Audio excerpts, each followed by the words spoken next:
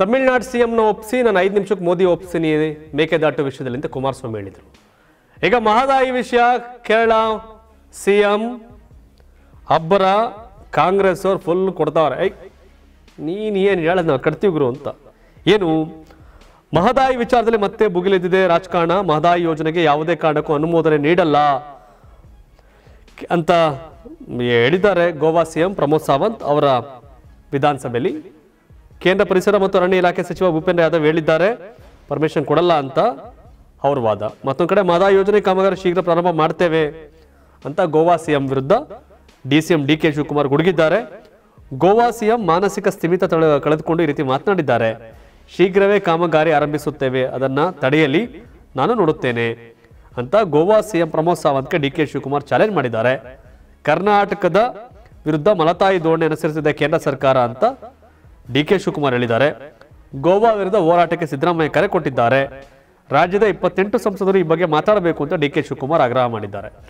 ನಮ್ಮ ಕರ್ನಾಟಕ ರಾಜ್ಯದಲ್ಲಿ ಕಳೆದ ವರ್ಷದ ನೀಟ್ ಮತ್ತು ಐಐಟಿ ಜೆಇಇ ಪರೀಕ್ಷೆಯಲ್ಲಿ ಸಾವಿರಾರು ಉಚಿತ ಮೆಡಿಕಲ್ ಹಾಗೂ ಐಐಟಿ ಸೀಟ್ಗಳನ್ನು ನೀಡಿರುವ ನಮ್ಮ ಹೆಮ್ಮೆಯ ಎಕ್ಸೆಲ್ ಅಕಾಡೆಮಿಕ್ಸ್ ವಿದ್ಯಾಸಂಸ್ಥೆಯಾಗಿದೆ.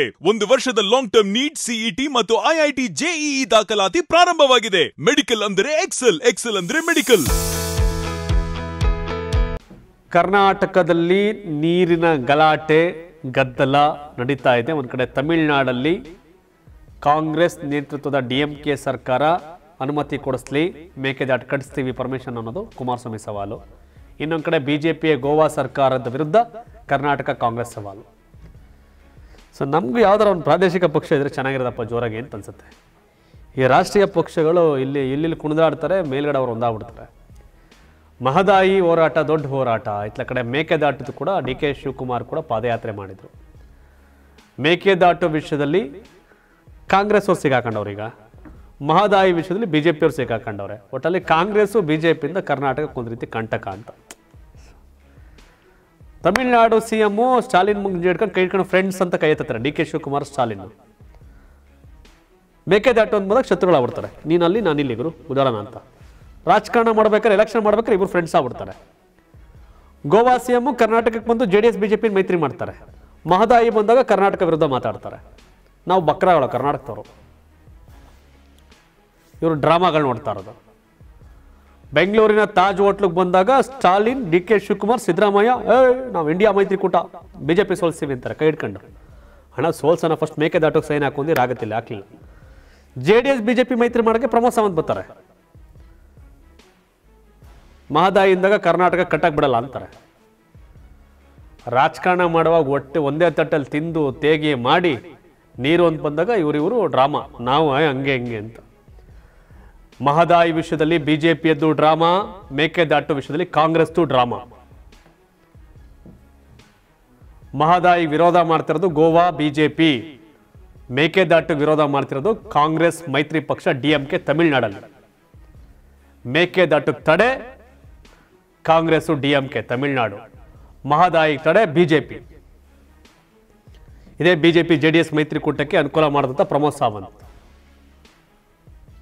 ಇರೋ ಡ್ರಾಮಾಗಳು ಜನಕ್ಕೆ ಗೊತ್ತಾಗಲ್ವಾ? ಹುಲಿಗಳು. ಹಾಗಾಗಿ ಮೇಕೆದಾಟು ವಿಷಯದಲ್ಲಿ ತಮಿಳುನಾಡಿನ ಡಿಎಂಕೆ ಕಾಂಗ್ರೆಸ್ ಇಂದ ಅನ್ಯಾಯ ಆಗಿದೆ. ಮಹದಾಯಿ ವಿಷಯದಲ್ಲಿ ಗೋವಾ ಬಿಜೆಪಿಯಿಂದ ಅನ್ಯಾಯ ಆಗ್ತಾ ಇದೆ. ಇದನ್ನು ಕಣ್ಸುವಂತ ಗಟ್ಸು ತಾಕತ್ತು ಎರಡು ಪಾರ್ಟಿಯವ್ರಿಗೂ ಇಲ್ಲ. ಇಲ್ಲಿ ಮೇಕೆದಾಟಿನಲ್ಲಿ ಎಲ್ಲ ಬುಡಕ್ ಬಿಸಿನೀರು ಬಂತಲ್ಲ, ಈಗ ಮಹದಾಯಿ ಅಂತಾರೆ ಕಾಂಗ್ರೆಸ್ ಅವರು. ಮೇಕೆದಾಟು ಇದಾದಾಗ ಮೇಕೆದಾಟು ಮಾಡಲಿ 5 ನಿಮಿಷ ಪರ್ಮಿಷನ್ ಕೊಡ್ತೀನಿ ಕುಮಾರಸ್ವಾಮಿ ಮಾತಾಡ್ತಾರೆ.